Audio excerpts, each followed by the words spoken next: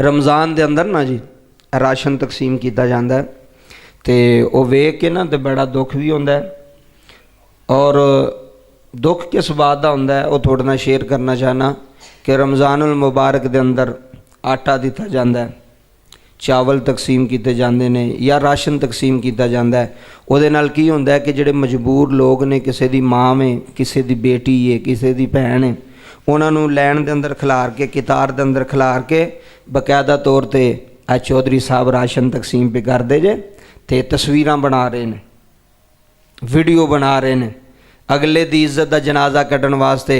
जी फलाने बंदे ने एक ट्रक घ्यो का वन छड़िया, फलाने बंदे ने आटा ट्रक का वन छड़िया तो नाल वीडियो पे बनांदा है अपनी खुशनुमाई करने वास्ते, अपनी बल्ले बल्ले करने वास्ते। और ये नाल बेहतर सी तू ना ही वंडदा कि तू किसी दी धी भैन दी बाबा जी वीडियो बनाना जायज़ है, तस्वीर बनाना जायज़ है। वो पर्दे च आई है, वह पर्दा तुसी लोगों के सामने हो सकता किसी को छुप के आई आ, पर्दा पा के आई है, मजबूर सी, इन्ने जोगी नहीं सी, वो आ गई जी चौधरी हरी राशन तकसीम पे कर देने, चलो मैं भी लै आनी है, मेरा महीना गुजर जाएगा बच्चों का। हुण चौधरी हरा ने पूरे पाकिस्तान च उन्होंने नशर किया, हुण वडेरे ने उन्होंने पूरी दुनिया ते नशर किया, वो वीडियो बना के वो तस्वीर बना के। तेनों एडा ही चाह सी ते तू ना ही वंडदा। बेहतर तो अमल है सी कि कोई हकदार है उन्होंने लैन च ना खड़ा किया जाए, वो घर पहुँचाया जाए। वह हकदार है इस चीज़ का राशन का, वो घर पहुँचाओ, उन्होंने बाजार च जलील ना करो किसी गरीब नूं, किसी यतीम नूं, किसी बेवा नूं गलियां विच बाजारां विच इस तरह जलील नहीं करीदा, अल्लाह नाराज़ होंदा जे। सबक है राशन तकसीम करने वाले वास्ते, पैगाम है अगर करना जे तो अल्लाह का खौफ रख के, दिल विच खौफे खुदा रख के, वे किसी की इज्जत ते हमला ना होवे, किसी का पर्दा ना चाक होवे।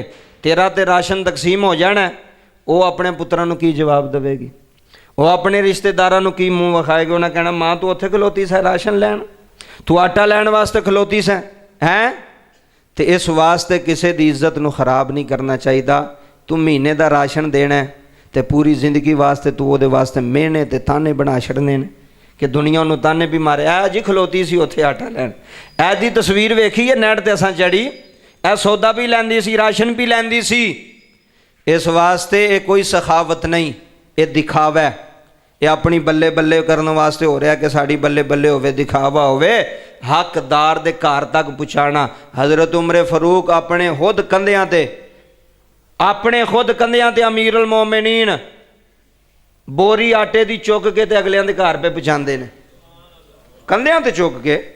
केड़ा उस तो वड्डा चौधरी, केड़ा उस तो वड्डा अमीर। नाल नौकर से असलम, उन्हें कहा हजूर मेरे कंधियां ते रखो, तुसी अमीरुल मोमिनीन, मैं तुहाडा गुलाम हाँ, मैं तुहाडा नौकर हाँ, बोरी मेरे कंधियां ते रखो। हज़रत उमर दे जुमले रुला देने वाले ने। आपने फरमाया असलम अज दुनिया ते तो तू मेरा बोझ चुक लेंगा, क़यामत वाले दिन भी उमर का बोझ चुक लेवेंगा। उन्हें कहा हजूर उत्थे तो नहीं मैं चुक सकता। फरमाया फिर इत्थे उमर नूं चुकण दे। फिर इत्थे हज़रत उमर अपने कंधियां ते तकसीम करते, अपने कंधियां ते रात के अंधेरे विच रख के आउंदे सन, किसी नूं पता ना लगे कौन दे गया। तो इत्थे की हुंदा पिया, पूरे पूरे जनाब हर पासे रोले पै गए। अगली बात और बड़ी ज़रूरी